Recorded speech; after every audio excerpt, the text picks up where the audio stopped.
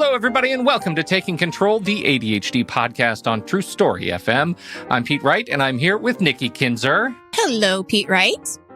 Oh, Nikki, what a guest we have on the show today. I know, I'm so excited. And starstruck. It's totally starstruck. This is one of those, it goes in the category, I feel like we need a whole category on the website of guests who make us feel starstruck and giddy. Right. We do need a whole. Today we have the most fantastic Dr. Russell Barkley on the show. He's written a book, and we're going to talk to him about the book and so very much more. Before we do that, head over to TakeControlADHD.com to get to know us a little bit better. You can listen to the show right there on the website or subscribe to the mailing list, and we'll send you an email each time a new episode is released. Connect with us on Twitter or Facebook at Take Control ADHD. And if this show has ever touched you or helped you make a change in your life for the better, if you've ever found that you understand your relationship with ADHD in a new way, we invite you to consider supporting the show directly through Patreon. Patreon is listener-supported podcasting. With just a few dollars a month, you can help guarantee we continue to grow the show, add new features, invest more heavily in our community. Please visit patreon.com/the ADHD podcast to learn more. Before we get started, we have some news. Do we have any news? Did you have anything to say? Do we have anything to report? I don't think so. The only thing I want to just remind people is about the study hall. We still have that going on. We have it going on through November. So if you're interested in joining us on Thursday afternoons, check that out on our website under the study hall. I'm sure you'll have a link in the show notes for There'll that. be a link in the show notes. But yeah, that's it. That's all that's really going on right now. So, well, then let me take a minute to introduce our dear guest, Dr. Russell Barkley.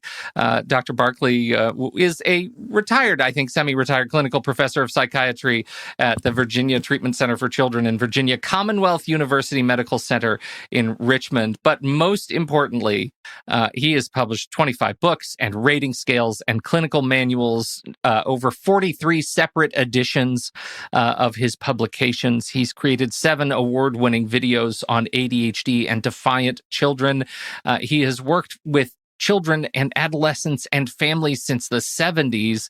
And he's actually the name behind many, 6 assessment scales and more than 280 scientific articles and book chapters on ADHD, executive functioning, and childhood defiance. Come on.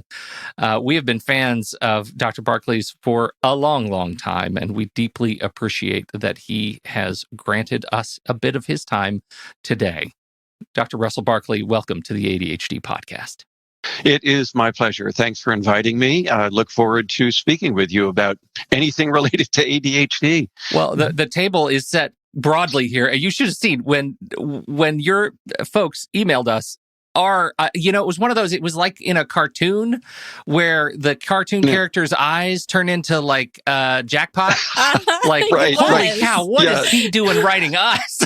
Exactly. I'm like, a slot machine. Is this fake? That's right. Like, is somebody pulling a joke on me?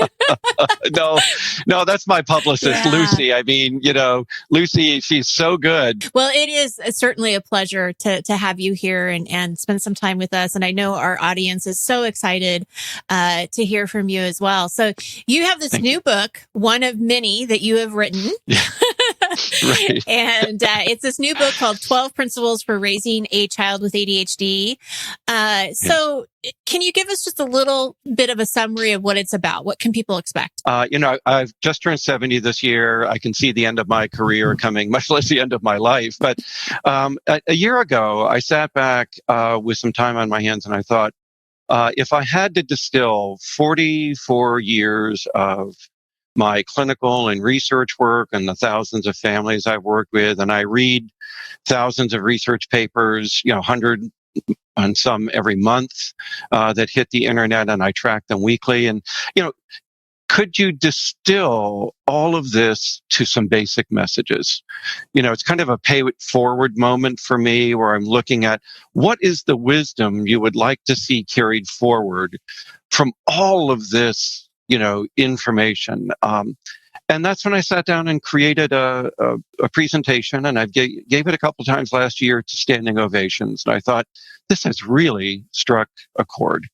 And so I wrote the book. And it was really just, here are 12 ideas that if you know nothing else about ADHD, you must know these things, everybody.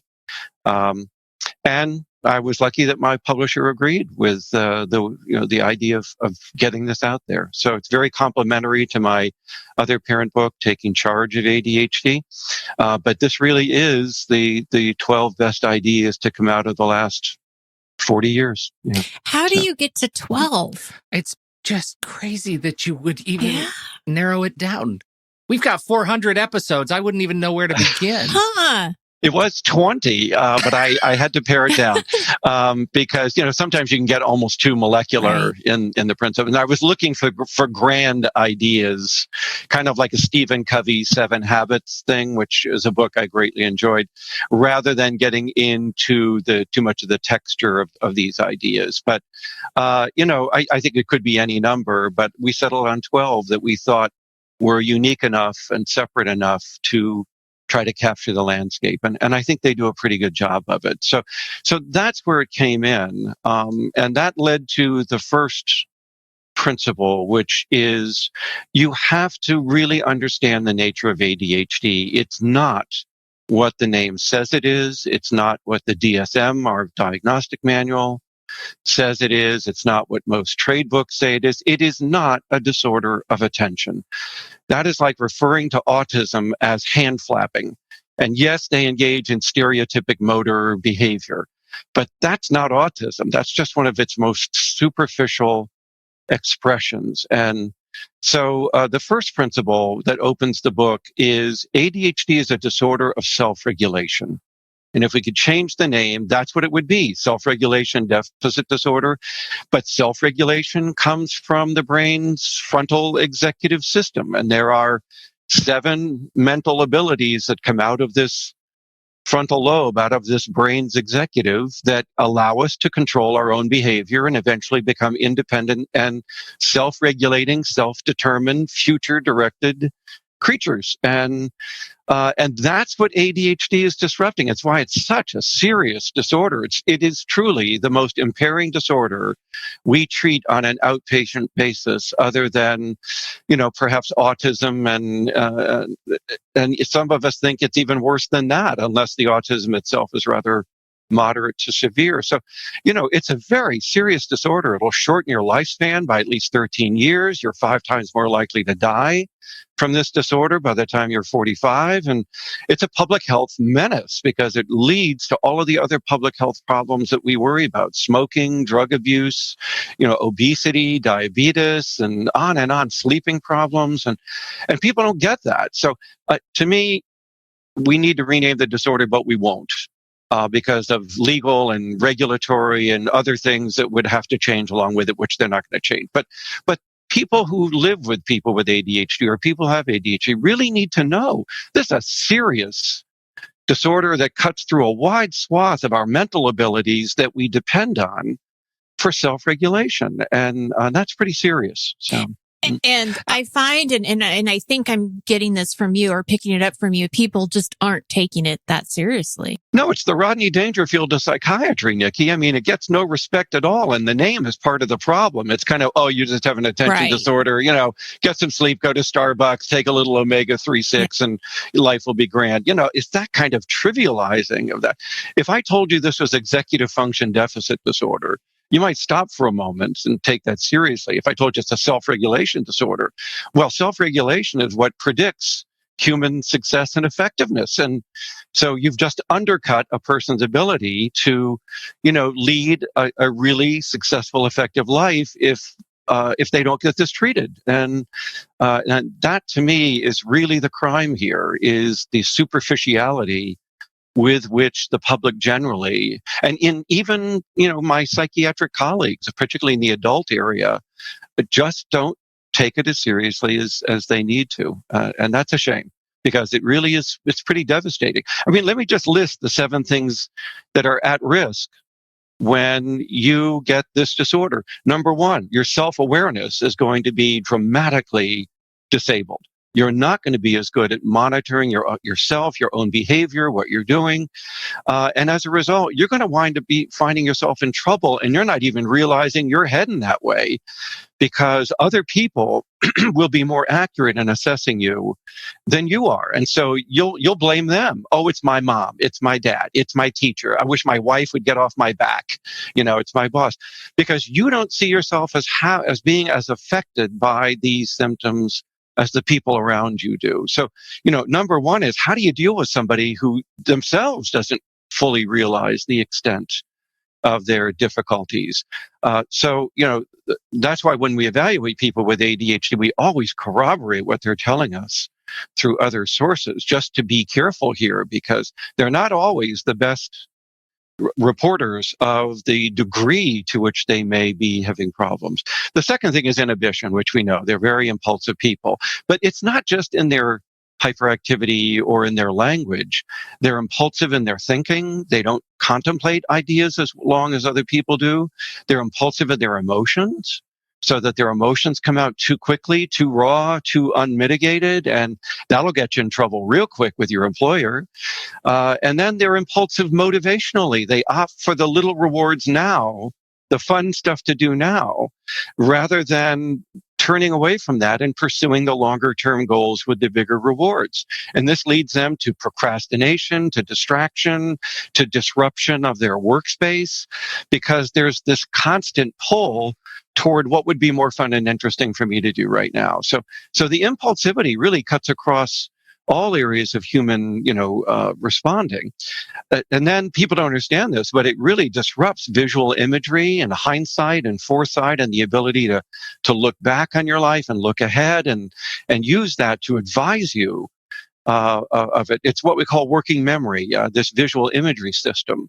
But along with that is the mind's voice. We all talk to ourselves in our mind during our day, and a large part of that is for self-control. And although they talk to themselves, it's not controlling their behavior at all. So the mind's voice and the mind's imagery system are very deficient. And the way to think of that is, this is the mind's GPS.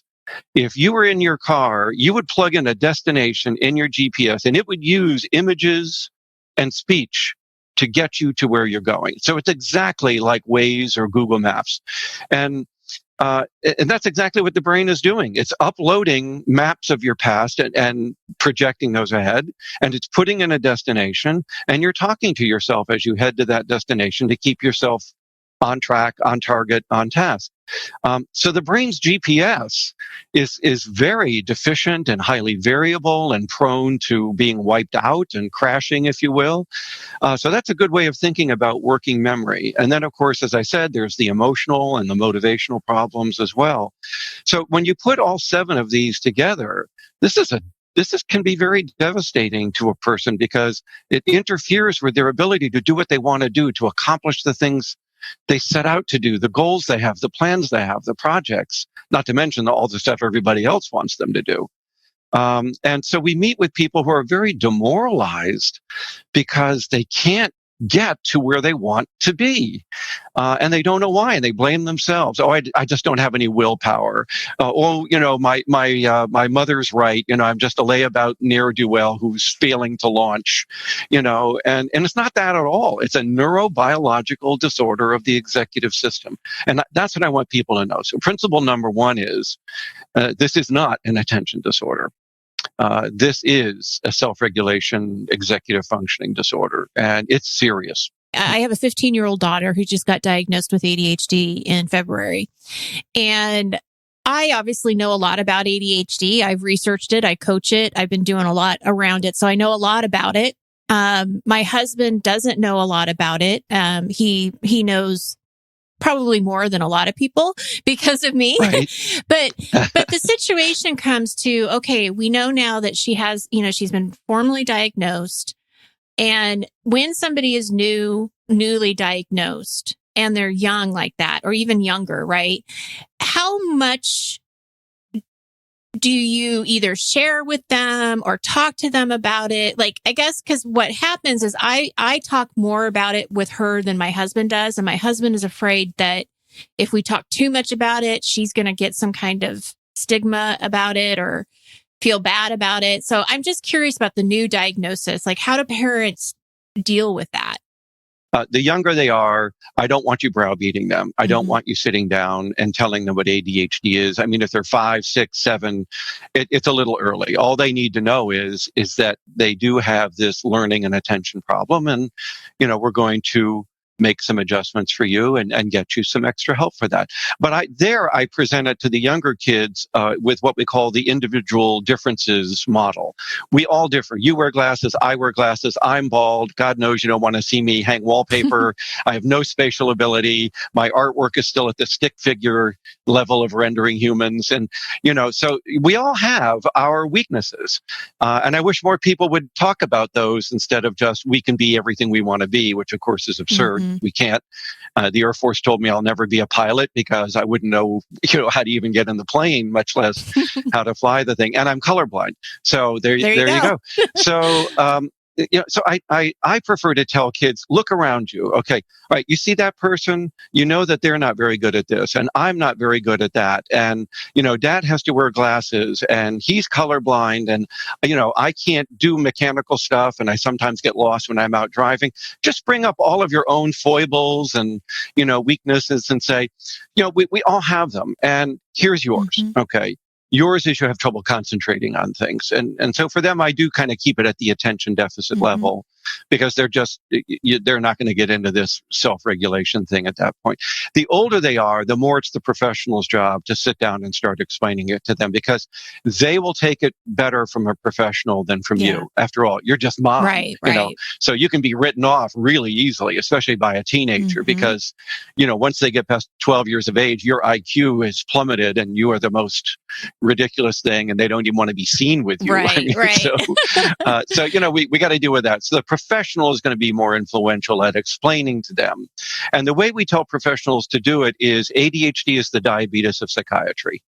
How would you explain diabetes to somebody? You wouldn't avoid explaining it. You would explain it in such a way that they would understand that it's biological. They would understand that there's no cure for it. It's something that you have to cope with, but that a normal life is possible if we will take it seriously and manage it every day and go out of our way and do the things we need to do. And this is part of you now. This is part of who you are. And you need to own this. And if it helps, Adam Levine created a great video on YouTube. He made it for Shire, the pharmaceutical company, because Adam is a raging adult with ADHD who's very successful.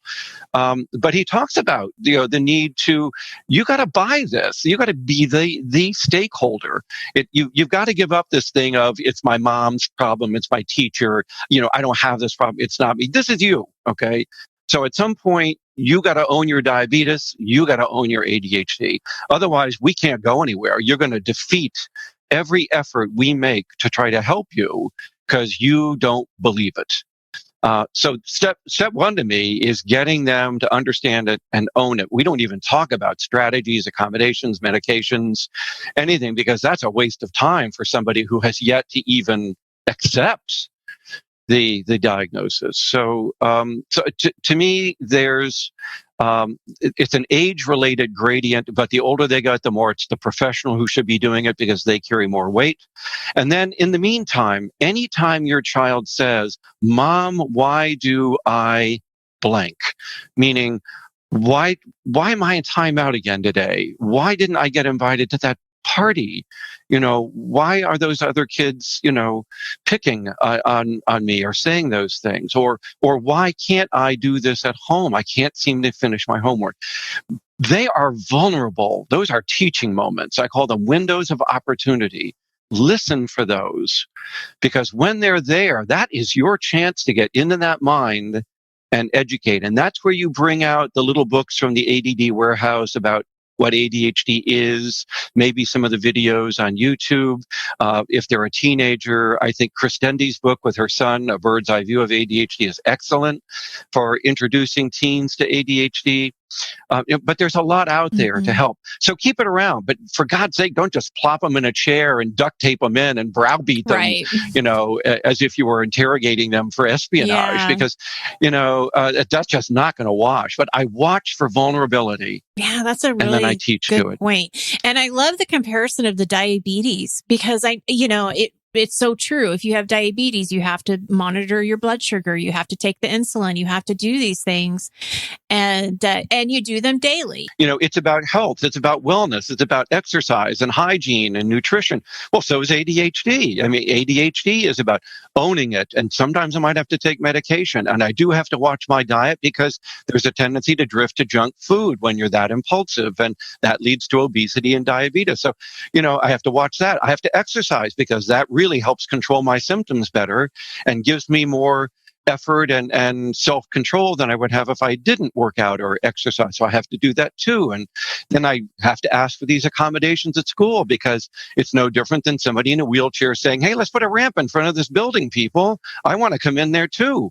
And we get the idea of the ramp.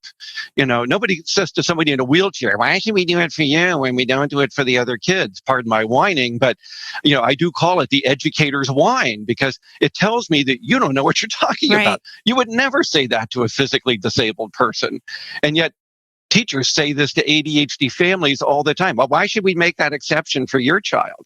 Because they're disabled, for God's sake, Well, parents will say it to their kids. I had an interview with because I work with college students too. And I had an interview with a college student and their mom, and they were talking about how they didn't want to use medication as a crutch. Right. And I immediately kind of went into kind of how I felt about that, which is very similar to what you just said, that, and kind of went into it. And I don't know if I offended them or what, but I thought, well, there's no way that I can even work with this person if that's what they think. And they need to know what I believe because I'm not going to necessarily go along with that. And it's such a misconception. It sure is. It sure is. And isn't that a shame that we look at ADHD medication as a straitjacket of the mind, covering up the real problem, which we know is their mother. If it wasn't for bad mothering, and mom just wants to give you this because she doesn't want to address her own failings. This idea that every child's behavior problem is the result of bad parents and mother bashing. I mean, it's just absurd because this is the most neurogenetic disorder in psychiatry. Mm-hmm. The only thing that comes close is autism, and yet people view it as a life choice or a parenting failure. Mm-hmm. And therefore, medication, God forbid, is reprehensible and inhumane, and it's just masking the real sociological problem. And that is just utter nonsense. Yeah. That's like telling a diabetic that insulin is a crutch. Right.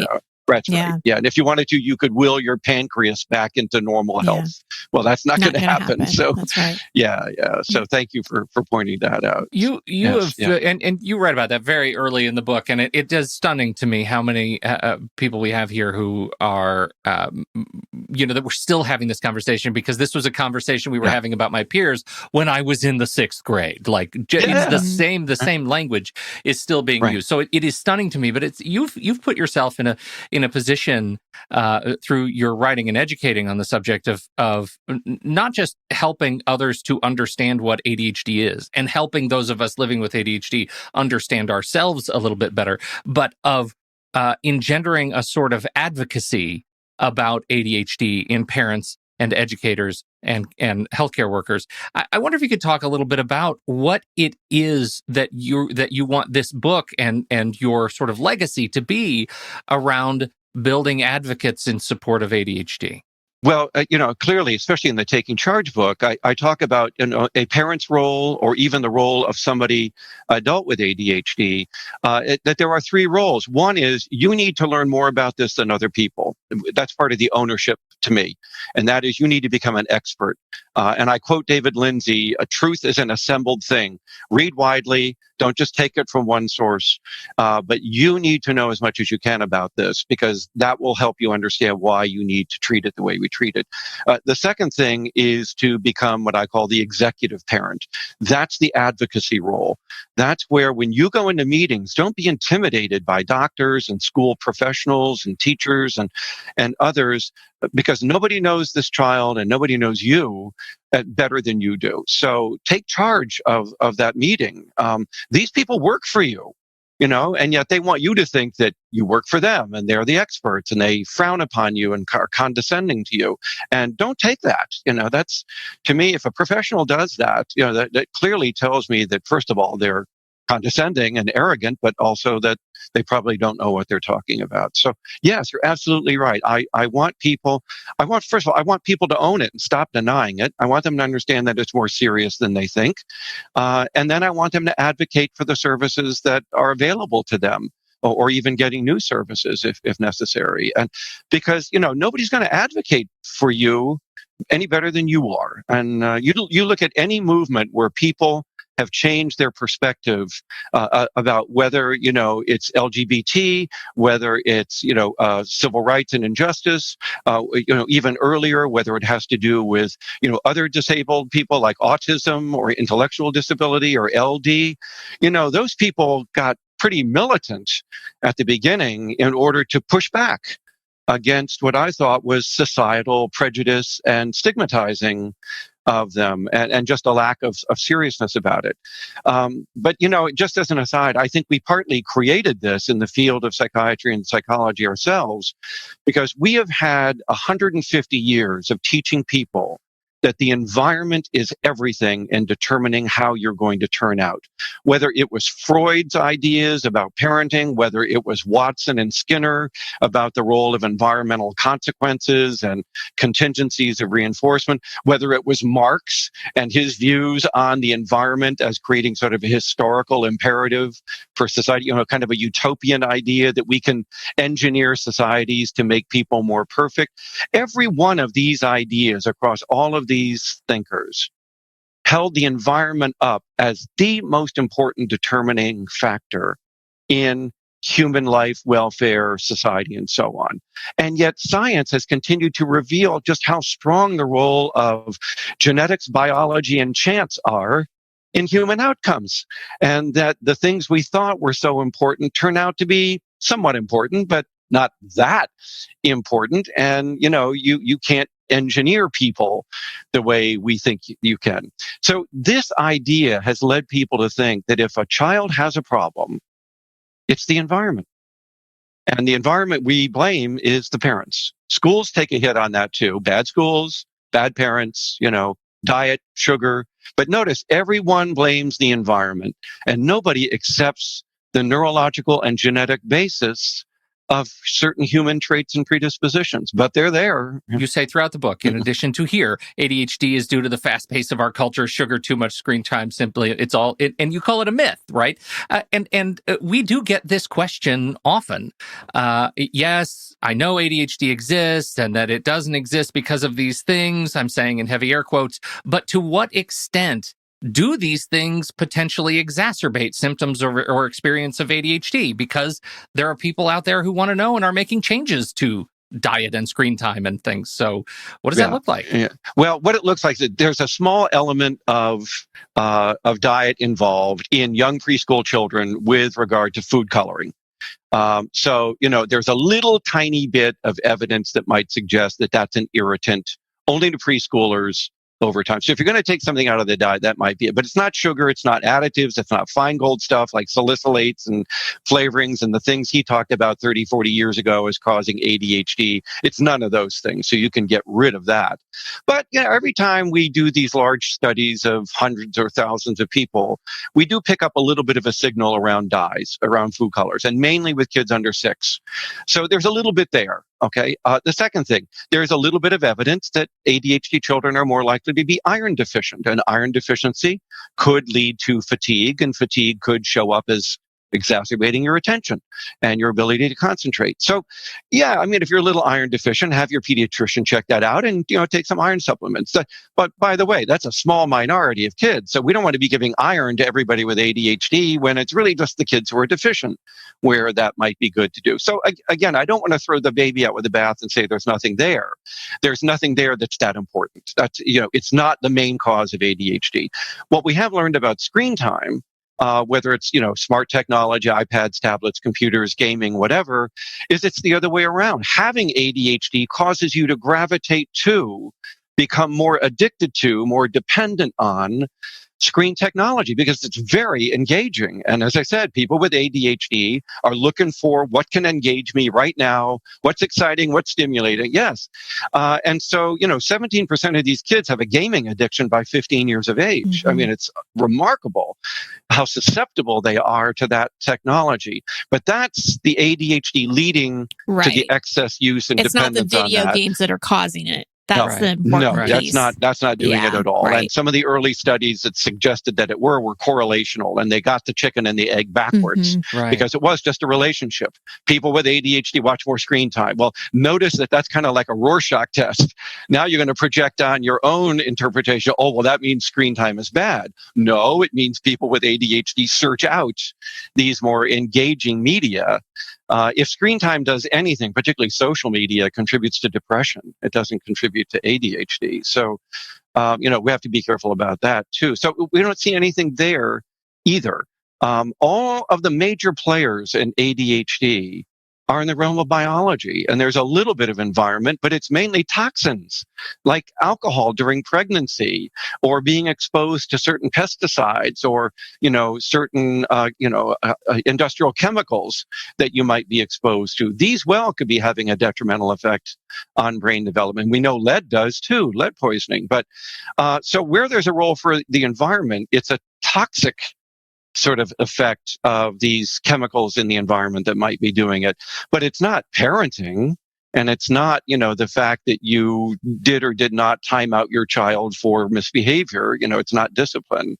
It really is genetics accounts for 2/3 of all cases, accounts for 80% of the variation in human behavior when it comes to ADHD symptoms is accounted for by differences at the genetic level, which is why genetics is a very exciting area of research right now. And what are those genes doing?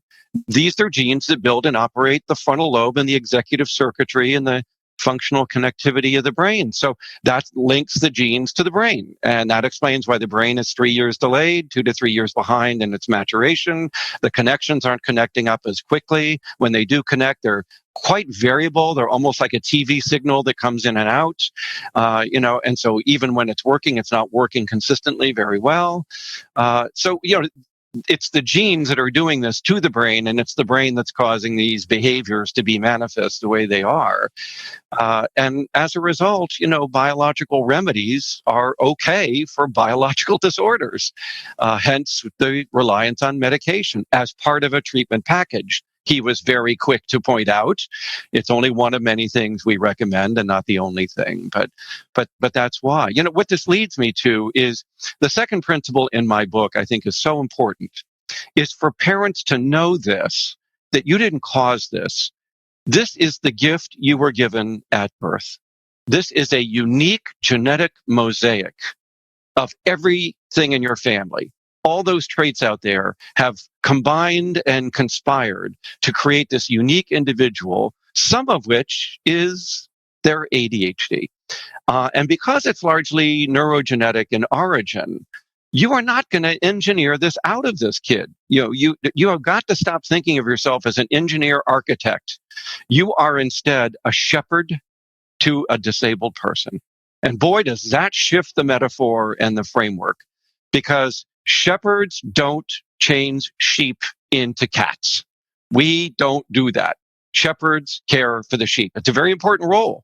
As one mother said, oh, you're just saying I should leave him a loaf of bread and go to Vegas and play the slots. I'm not saying that about your kid at all. You're a very important person. Just understand where you're important. You're important as a shepherd. You get to pick the pastures. You get to determine how nutritious and stimulating and educational they're going to be. You determine who the other sheep are going to be this sheep is hanging around with, right? So all of these things, the protection, the sheltering, the nurturance, the safety, the stimulation, the education. Judy Harris summed it up in one sentence in her book in 1996, The Nurture Assumption. You have more to do with how your children turn out by where you chose to buy your home or rent your house than you will ever have with what you do inside that house, short of child abuse. And it is shown time and time again. She was absolutely spot on when it comes to the research evidence. This idea of molecular parenting, that if I play classical music to my uterus when I'm pregnant, I'm going to have an Einstein. And if I get the right educational toys, and if I just do these little engineering things throughout the day with my child, I can turn them into whatever they're going to be. And that is so far off the mark. That you're wasting your time doing those kinds of things. That doesn't mean that parenting doesn't matter. It doesn't matter to the degree that you think it does. The peer group matters more. The school matters more. The resources in your community matter more. And your child's biological makeup matters more. So would you stop trying to change the child to the one you wanted? And would you please accept the one you got? And if you want to follow that thread, go on YouTube and Google Welcome to Holland.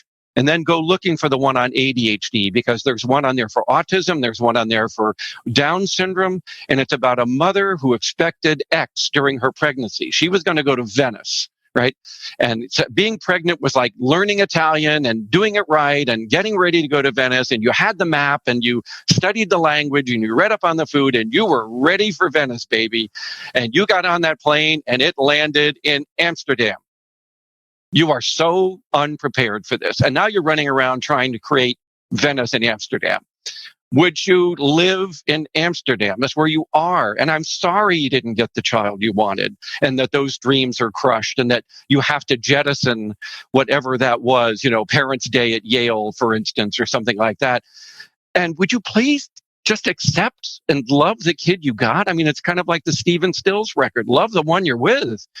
And stop longing for what I can't give you and you can't get. And yet that's what parents are doing. I am going to make him into the person I want him to be. How about letting him be the person he is? And Amsterdam is amazing. That's right. So it is. And by the way, just so you know, if you say this in Holland, they use Iceland. But my point is this: if you'll look at the shepherd's role and what can I do? Okay, where do I live? What are my resources? How good is that school? How good are those teachers? What are the peers like in this neighborhood? Are they antisocial? Are they criminogenic? And also, what about the other adults out there? My son's gifted in athletics. I'm going to do what Mrs. Phelps did with Michael. I'm going to take him to the Baltimore Athletic Club and hire the best swim coach on the planet. And what did Adam Levine's parents do? They bankrolled his music career. And Richard Branson, they bailed him out of jail for pirating the Beatles music and sent him over to a private school in Vermont, Pick the pasture and get that right. And stop worrying about baby Einstein toys and crib stuff and all this other things that really have very little influence. But you know on what? children's outcomes. They sort of feed off of one another because, putting myself back into that space of being a new parent, it's all I can control. And so it's a dopamine hit for me to think about all of those things and to try to be woke about all of these ADHD, dietary, all of these issues, because it's all I have. It is, but I'm warning you, you're going to lose your children. That's the opening chapter of my Taking Charge book. I cannot tell you, and I learned that 35 years ago. One mother taught me that lesson. I have never forgotten it. Boy, if you overweight that kind of suffocating parenting over a child's behavior, you may win in the short run. They're going to hate you. You're going to lose your kid. You're going to lose your relationship with that kid. They're going to pull away from you. They're not going to want to spend leisure time with you. They're going to feel every day, hour of the day how they disappointed you. And that's why you have to keep doing these things and nattering and nagging and punishing and shaping and molding and, all of this. And, I just tell them, what's more important to you? Okay. It should be your relationship with this child should take prominence over even the school system. And yet you are taking their side against your child. There's a great Dennis the Menace cartoon where he's crying in his mother's arms at the door of their house because he ran away from school because he needed somebody on his side.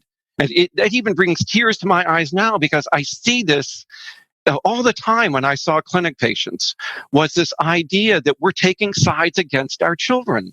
when in fact our relationship with them should be paramount. And it doesn't mean you don't parent and you don't set standards and have household rules. Nobody's talking about that, but it means you give up the suffocating, helicoptering, every interaction matters kind of parenting. And would you just step back and be a little mindful of the child you got? Let's get into the moment. Let's live with his abilities, his strengths, his aptitudes, many of which are non-traditional. And can we play to those? I mean, to me, that's principle number 3 follows being a shepherd. Principle number 3 is, can you assess the uniqueness of your child and find out what those aptitudes are, no matter what they are. For my ADHD twin brother, it was rock music, it was music. And for other people, it's art. For my sister, it was the art, pottery, watercolors and things. For other people, it's stand-up comedy. For some people, it's acting. For others, it might actually be, working in the EMT in the medical field, or becoming a videographer or photographer. There's a woman with ADHD doing great stuff out of New Zealand where she's flying drones with cameras and getting pictures of scenes you would never think of and framing them as artwork and making a killing. Yeah. She's on YouTube, by the way.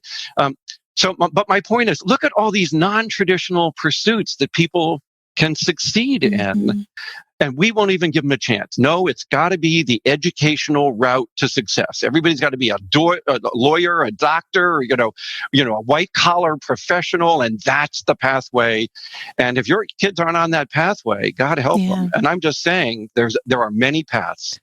And it doesn't have to be traditional. Well, I feel like we should talk briefly about what is going on then at home and in school, and as people are making this transition to online learning, both as parents and as kids. Because so much of what you're talking about, the overweight of some of these issues as parents, of some of these behaviors, is exactly what I'm finding myself fighting every day, not to overparent, because we're in each other's faces all day long, right? We sort of can't help it. Yeah. It is an everyday struggle to take a step back and say, you know what, we're gonna have some parenting space. You're going to be able to, you have to be able to make some mistakes yourself. Well, now we're going back to school. We're still in the same space. Yeah, we are. So, I tell parents, first of all, these are historic times. This is unprecedented. It is the most quoted word of the day right now. So while you would expect normal during historic, chaotic, unprecedented times, it's like you're in the city of London, you're cowering down in a subway tunnel while the Nazis are bombing London, and you want to do distance learning with your teacher. Right. The bombs are falling. The city could be destroyed. That's what it feels like. All hell is breaking loose. You're anxious. Your kids are anxious. They're reading your feelings. They have their own. But no, we're going to do 7 to 8 hours of video distance learning with you. How about you just make a fort out of a blanket in the living room and snuggle a little bit once in a while, and then everybody should have a safe space in their home that they can go to and that they can retreat to for 15, 20 minutes of rest, R&R throughout the day. And let's just create safe spaces. What I mean by that, of course, is not what the campus, people mean, but you need a place to recover, to recuperate, and to grieve. These are historic times. We are all upset, and we all find our emotions all over the map. And would you give the kids a break? Okay, they might be a little bit behind, but everybody's going to fall behind. And kids are little sponges anyway. And when school gets back to normal, they're going to catch up. So please don't make that the priority. You got to do some of it, space it out. Do something fun, then do a learning thing, then do something fun, then do learning, and back and forth like that. And then sometimes just take a break and do backyard science or cooking science or something that's more hands-on and fun for kids to do. And just don't worry about school right now. You see, this gets back to I can determine who my son's going to be or my daughter. And because we can't do it the way we're doing, oh my God, they're going to turn out to be, they're going to need psychoanalysis for the rest of their life because they're not able to do it. And that's just not true. That's not going to happen. So do what you can. That's all I ask parents to do. Do what you can. That's enough. And give everybody a break from this periodically. I think we're overweighting schooling in the middle of a pandemic, for God's sake, right? The bombs are falling on London, and you want to do homework. Well, and it's interesting because I'll tell my kids, and when this conversation comes up, if you really think about it, this is just it is historical, but it's a very small part of your education. So what they're never going to stop learning. I mean, they're going to always learn. No. So even if they're not getting it in the way that they got it last year, they're still going to have it, and it just is going to look different. And like you said, they may fall behind, but they can catch up. I mean, you are and still everybody's capable falling of behind learning together. Yeah. That's the point. Yeah. They're all behind, so don't worry about it. And they're all going to catch up. And the teachers are just pretending that they know what they're doing, but they know, I mean, they're just as confused and chaos, in chaos, living in chaos too. Well, here's what I told one of my grandsons, a very talented young man, a bit of a worrier, but I love him dearly. And I had a half-hour conversation with him last night around this very issue. Grandpa, I'm falling behind here. I'm not able to learn as much. And I said, Liam, this is a great opportunity for you to go and learn what you want to learn. Yes, we have to do a little bit of this and a little bit of that, but school's done by 1:00. Half of it was nonsense anyway. You're not going to get anywhere near from the teacher what you used to get. Don't worry about that, because look at all these other things you could learn. What do you want to know? So I introduced him to Khan Academy and the other online learning courses that go from K through college, showed him all the things. And I said, look at that course. There's one on, on environmental biology. Here's another one on, music. And here's one on music theory. And just look at the array of things. It's like being in a buffet line. What do you want to eat? Right. You get to choose. And you're right. And guess what? Do that now, because when school gets back in session, you're not going to have this opportunity. So I left him with this. Liam, don't tell me what you can't do, what we're not doing, what you've given up, what we're not able to do for you.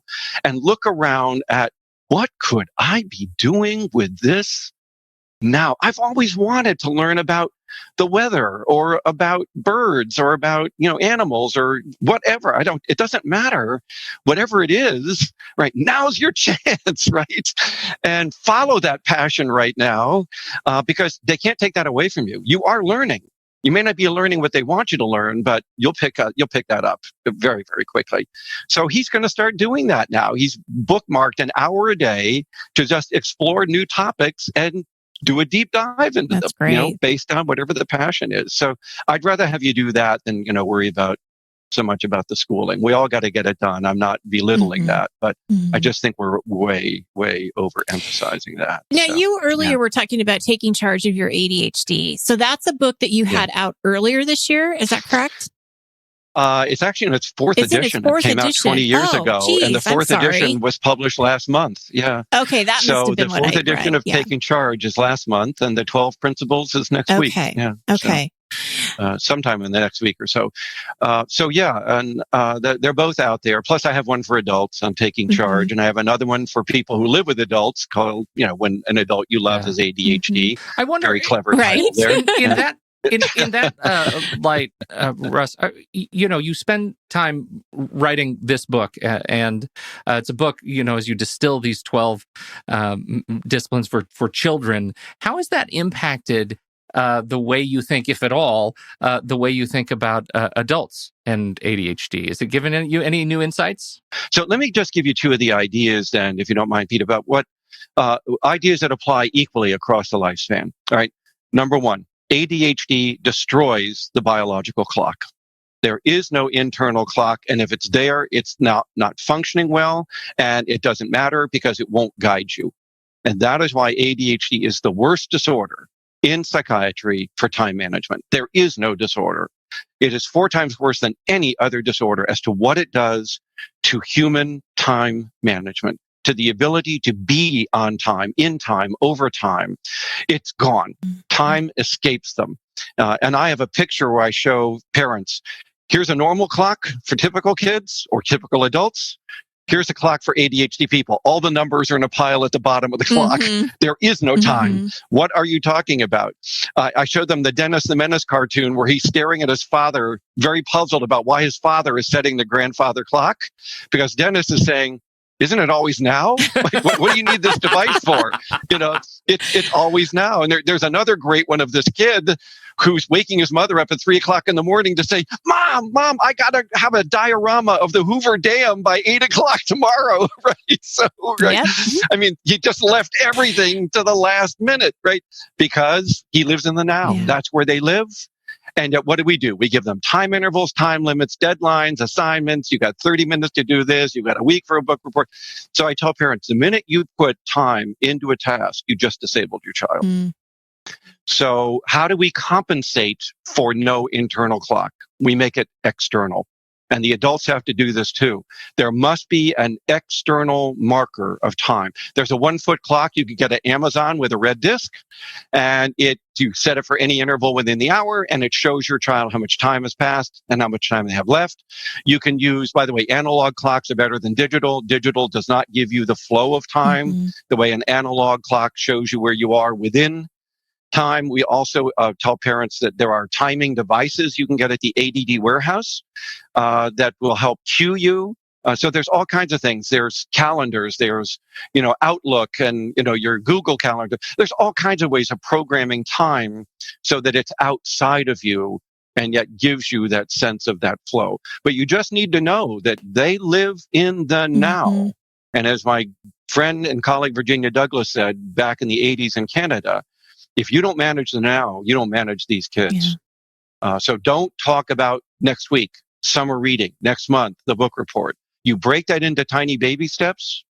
You do a piece of that a day, right? And we'll cross the bridge of time. We'll put a brick a day in the bridge, but do not point at the future because they can't cope with that.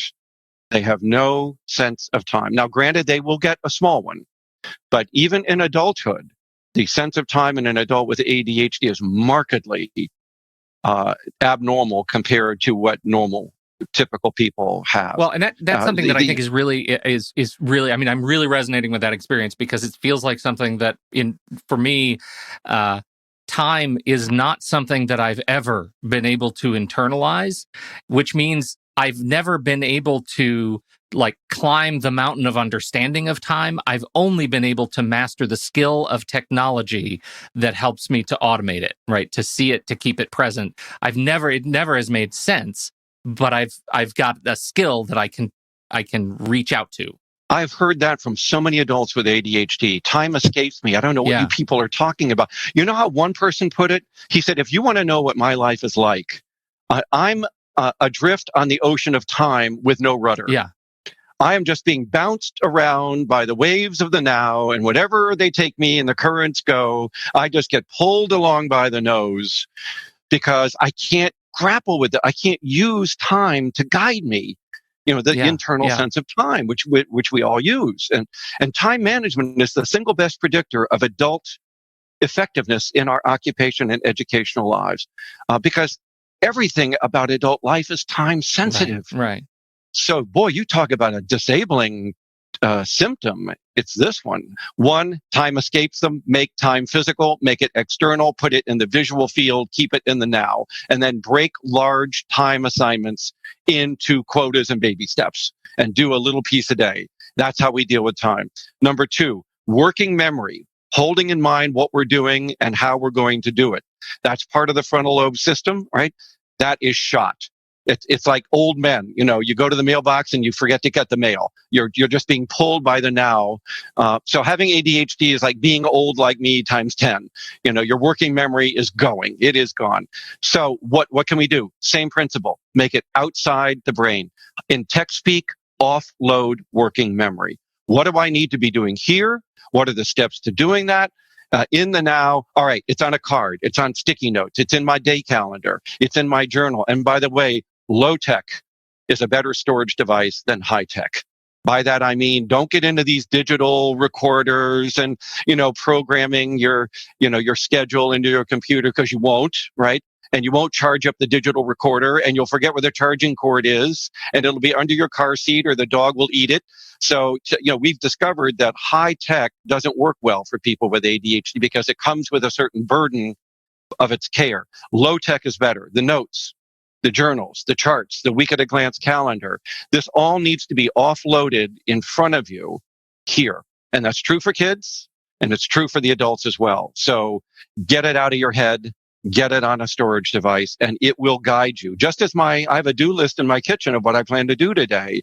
And I wrote that to externalize it so that I stay under control and not get pulled by the now to all these other things that I could easily engage. So just 2 suggestions out of the book for both kids and adults. We will put a link to the book in the show notes, but we have a deal, right, for listeners? 25%. Yes. We love it. So, yeah. How did you get? I don't even get yes, that. Lucy, your publicist. I'm calling Lucy. Yeah.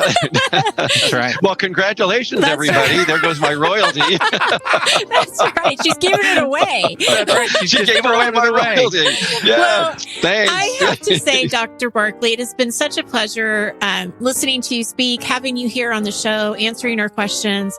Thank you so much. And thank you so much for all of the work that you've done for this community. Years of research and books and resources. And I just thank you. Thank you so much. You're very kind. Very kind. Thank you both. Thank you so much, Dr. Barkley, for hanging out with us today. You are such an incredible asset to our community, and your expertise has changed the lives of so many. We so appreciate you. On behalf of Dr. Russell Barkley and Nikki Kinzer, I'm Pete Wright. We'll catch you next time right here on Taking Control, the ADHD podcast.